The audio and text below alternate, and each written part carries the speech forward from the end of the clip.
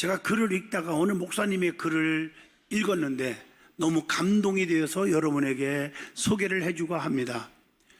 사람들이 궁금한 게 너무 많은 것 같아요. 그래서 웃음이 무엇인지를 알고 싶으면 사라에 가서 물어라. 분노가 무엇인지를 알려면 삼손에게 가서 물어봐라. 슬픔이 무엇인지 알려면 나인성 과부에게 가서 물어봐라. 약속이 무엇인지를 알고 싶다면 입다에게 가서 물어봐라. 순결이 무엇인지 알려면 다니엘에 가서 물어봐라. 고독이 무엇인지 알려면 엘리야에게 가서 물어봐라. 은혜가 무엇인지 알려면 사도 바울에게 물어봐라. 의로움이 무엇인지 알고 싶다면 욥에게 가서 물어봐라. 겸손이 무엇인지 알려면 세리의 기도를 들어봐라. 죄가 무엇인지 알고 싶냐? 그러면 아담에게 가서 물어봐라. 죽음이 무엇인지를 알려면 탕자에게 가서 물어보고, 어둠이 무엇인지를 알려면 가룟 유다에게 물어봐라. 선택이 무엇인지를 알고 싶다면 야곱에게 물어보고, 섭리가 무엇인지를 알고 싶다면 모세에게 가서 물어봐라. 철학이 무엇인지를 알려면 솔로몬에게 가서 물어봐라.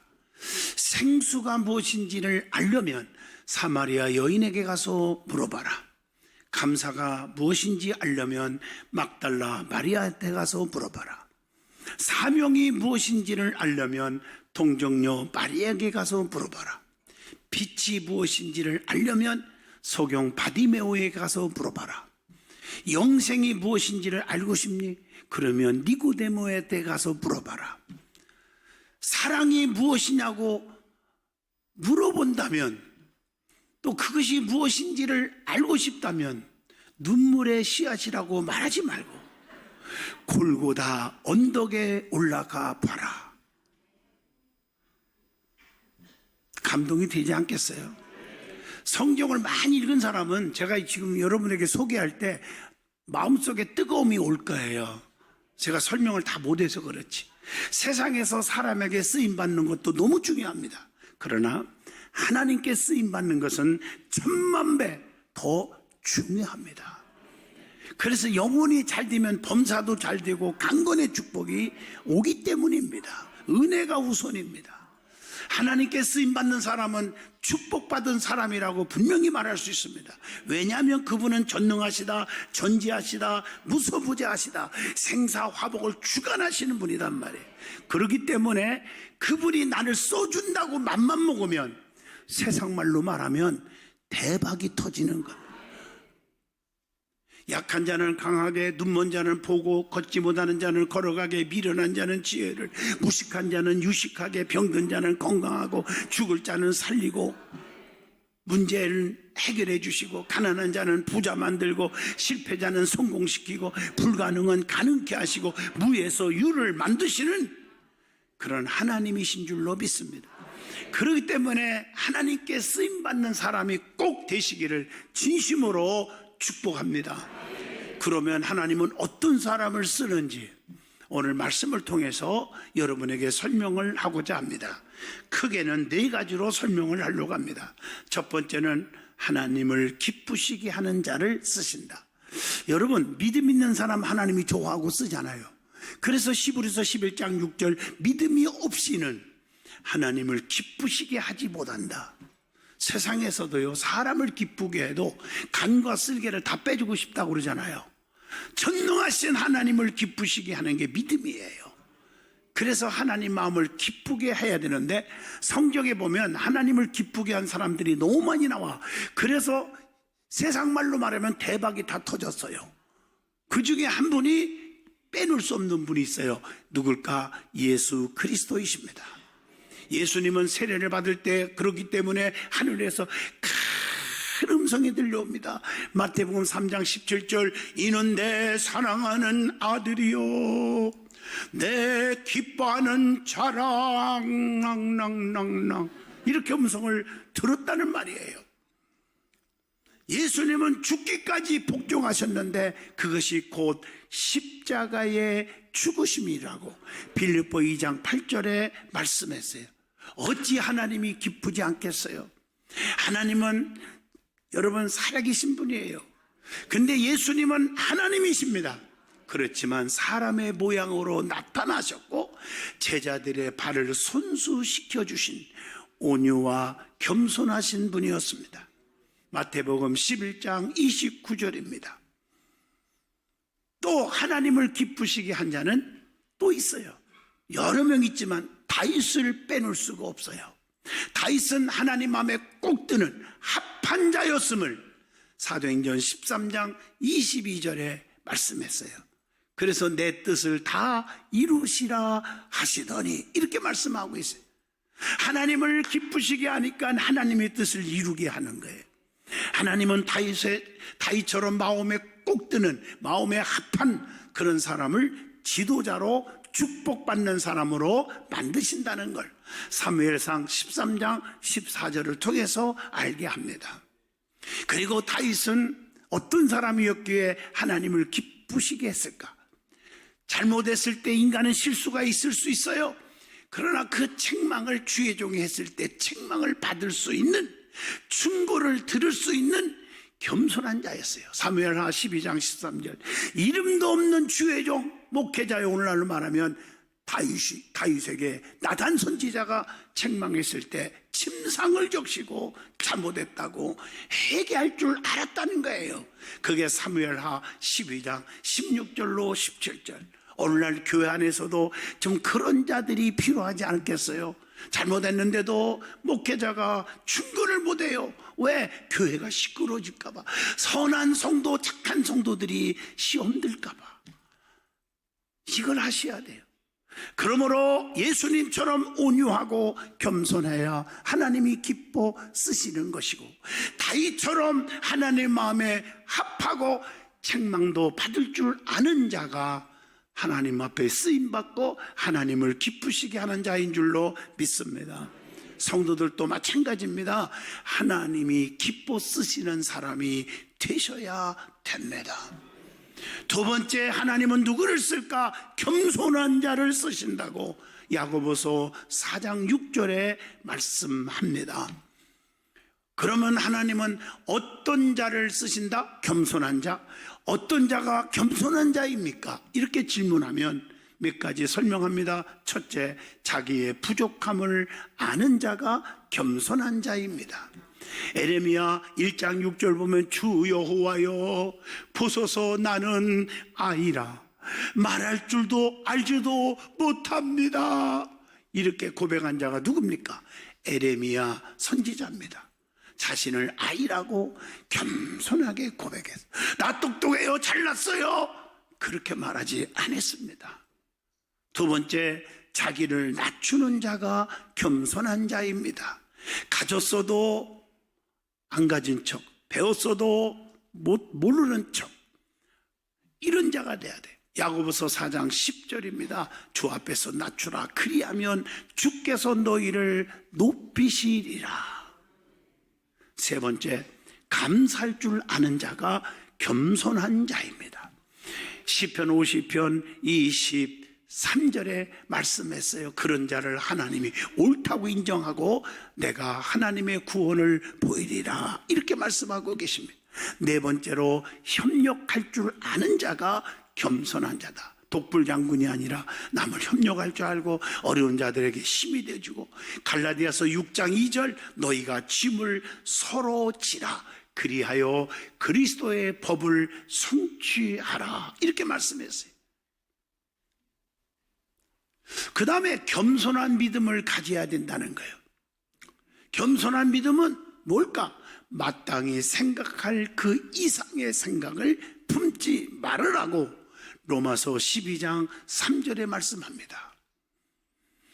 내 은혜가 내게 족하다, 주님의 말씀을 사도 바울처럼 들어야 됩니다. 고린도후서 12장 9절. 여러분, 욕심이 잉태한즉 죄를 낳고 죄가 장성한즉 사망을 낳는다겠어요. 하나님 앞에 날마다 하나님 감사합니다, 그런 사람이 돼야죠. 사도 바울처럼 내가 낮은 것은 내가 똑똑해서 가말리아 문화에서 공부를 많이 했기 때문에, 내가 부자기 때문에, 로마의 시민권을 가졌기 때문에 그런 말 안 했어요. 내가 낮은 것은 하나님의 은혜라고 하는 고린도전서 15장 10절, 그게 믿음입니다. 모든 것이 하나님의 은혜인 줄로 믿고 겸손한 믿음을 가지시는 여러분 되기를 축복합니다. 자, 하나님이 누구를 쓸까? 세 번째, 준비된 자를 쓰십니다. 오늘 본문 20절에서 23절의 말씀입니다. 여러분, 이 준비한다는 거 굉장히 중요해요. 포기하지 말고, 낙심하지 말고, 왔다 갔다 하지 말고, 곁눈질하지 말고 열심히 끝까지 인내하고 준비하는 자가 성취하는 거예요. 여러분, 성경 보세요. 베드로가 고기 한 마리 못 잡았어. 완전 실패자지만 주님이 시몬의 배에 오르시고 말씀의 은혜를 주시고 그럴 때 대박이 터졌잖아요. 성공자가 되었잖아요. 어떤 자에게 주님이 찾아왔나요? 시몬이, 베드로의 배에 주님이 오르셨나요? 포기하지 않고, 한 마리도 못 잡았지만 낙심하지 않고 내일을 준비하냐고 그물을 씻고 있는 베드로에게 주님이 찾아오셨다는 사실. 그리고 준비하는 자세는 불평, 원망, 낙심, 포기, 좌절이 없어요. 제일 중요한 거, 자기를 깨끗게 해야 귀하게 쓰임을 받는다는 것이 본문 21절의 말씀입니다. 자기를 깨끗게 한다는 말을 구체적으로 살펴보면 말씀을 따라 행실을 깨끗게 하여야 합니다. 말씀을 우습게 보지 마세요. 시편 119편 9절, 이렇게 예배 시간에 말씀을 들을 때 내 심령을 좀 깨끗게 하시기를 축복합니다. 스스로 정결하게 살도록 노력하라고 이사야 52장 11절에도 말씀하고 계십니다. 그리고 하나님을 두려워하는 가운데 거룩함, 구별된 삶이죠. 거룩함을 온전히 이루라고 고린도후서 7장 1절, 그게 깨끗하게 준비하는 자예요. 준비한다는 것에 또 의미가 있는데, 하나는 주인이 쓰시기에 합당하게 살으라는 거예요. 저나 여러분이나 주님이 불러주셨어요. 그래서 주님을 위해 택한 그릇임을 알아야 된다고 성경에 말씀하고 계십니다. 사도행전 9장 15절입니다. 하나님의 사람으로 온전케 되어야 합니다. 디모데후서 3장 17절입니다. 부르신 자를 만족케 하고 그분께 순종하라. 엄밀히 따지면 미가서 6장 8절은 전능하신 하나님이 목사도 장로도 성도들도 다 불러주신 줄로 믿습니다. 그 부르신 자 하나님의 뜻대로 살아야지 내 뜻, 내 고집대로 살지 말라는 거예요. 그리고 사도들에게는 불러주셔서 성도들에게 포지션을 줘요. 안내자로, 봉사자로, 교사로, 성가대로 다 주시면 그 부르신 자 전능하신 하나님과 주의 종이 여러 번 불러서 포지션을 주게 했으니까 여러분들이 순종해야 되는데, 자기 고집대로 자기 멋대로 신앙생활하면 이게 하나님의 뜻이 아니라는 것입니다. 또 준비해야 된다 했는데 모든 선한 일에 예비되어야 한다. 그래서 성도는 선한 일을 위해서 지음을 받았다. 에베소 2장 10절에 말씀을 합니다. 그래서 선한 일에 성도들은 힘써야 된다고 디도서 3장 8절에 말씀합니다. 그리고 그렇게 함으로 성도는 뭘 맺어요? 열매를 맺어. 그래서 열매 맺는 일에 힘쓰라고 디도서 3장 14절에 말씀합니다. 또한 준비한다는 것은 청년의 정욕을 피하고 깨끗한 마음으로 의와 믿음과 사랑과 화평을 쫓으며 살아라. 이게 오늘 본문 22절입니다. 악하게 살지 말고 진실하게 살되, 깨끗하게 살되, 세속적인 거 다 끊어버리고, 아멘. 세상적인 거 사람들과 놀아난다면 이것은 믿음이 아닙니다. 기도하는 사람, 주님을 사랑하는 사람과 깊은 교제가 이루어져야 합니다. 그래서 예수 그리스도로 옷 입고 하나님의 성품에 참여하는 자가 되라고 로마서 13장 14절에 말씀합니다. 인간의 정욕으로 살지 말라는 거예요. 깨끗한 마음, 정직한 마음을 가지라고 시편 51편 10절에 말씀합니다. 그리고 시편 32편 11절에도 즐거워할지어다. 하나님을 즐거워하라. 마음이 정직한 너희들아 다 즐거이 애칠지어다. 이렇게 말씀합니다. 그리고 주님께로 돌아오기를 원하는 마음을 가져야 합니다. 역대상 29장 18절의 말씀입니다. 그리고 하나님과 하나가 돼야 돼요. 하나님과 화합하면 완전케 된다고. 열왕기상 8장 61절에 말씀했는데 그 마지막에 뭐라겠어요? 그의 법도를 행하며 그의 계명을 지킬지어다. 하나님의 법도를 있어도 지키지 않으면 무슨 소용이 있어요? 대한민국도 헌법이 있는데 헌법을 안 지키면 어떻게 되겠습니까? 여러분, 우리는 하나님의 법도를 크리스찬이라면 지키는 자가 되시기를 축원합니다. 그리고 준비한다는 것의 또 의미는 깨끗한 성도와 어울려야 한다는 뜻입니다. 조금 전에도 말씀했지만 오늘 본문 22절입니다. 여러분 주변을 보세요. 나하고 친하게 지나는 사람이 믿음 있는 사람인지 믿음이 없는 사람인지, 영적인 사람인지 세속적인 사람인지 한번 점검해보고, 영적인 것이 아니면 여러분들의 모든 일은 하나님의 도우심을 꿈도 끼지 말아야 됩니다. 절대로 있을 수가 없습니다. 하나님과 깊은 관계 있는 사람들을 하나님이 책임져 주시는 거예요. 그래서 마음으로 피차 뜨겁게 그리스도 안에서 사랑하라고 베드로전서 1장 22절에 말했습니다. 그리고 주님 안에서 행하는 자가 되라. 골로새서 2장 6절. 모든 일이 주 안에서 하라는 거예요. 로마서 12장 5절입니다. 그리고 준비한다는 것의 뜻은 사랑과 화평을 쫓으라. 이 오늘 본문 말씀이에요. 화평의 일과 덕을 세우라는 거예요. 그게 로마서 14장 19절에도 말씀하고 계십니다. 함께 화평을 쫓지 않으면 주님을 볼 수가 없어요.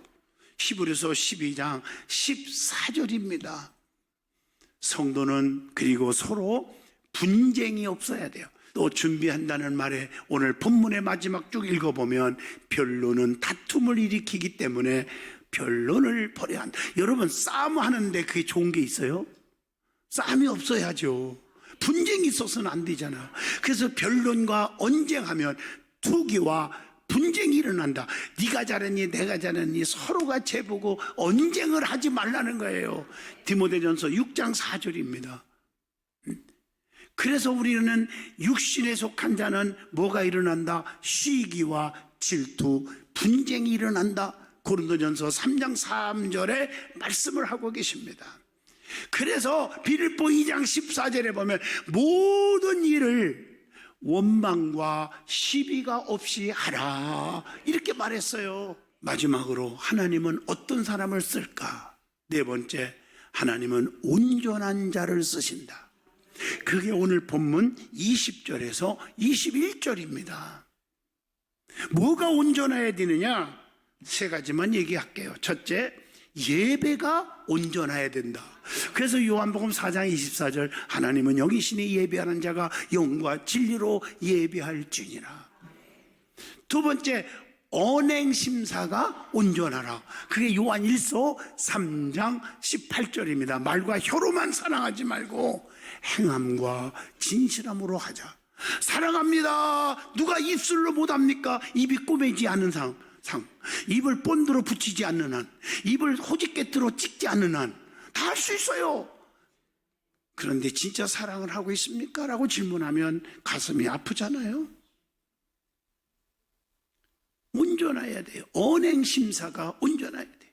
그리고 물질에 대해서 온전하라고 성경은 가르칩니다. 그래서 교회 안에서도 물질 관계 하지 마라. 꺼달라, 꺼줘.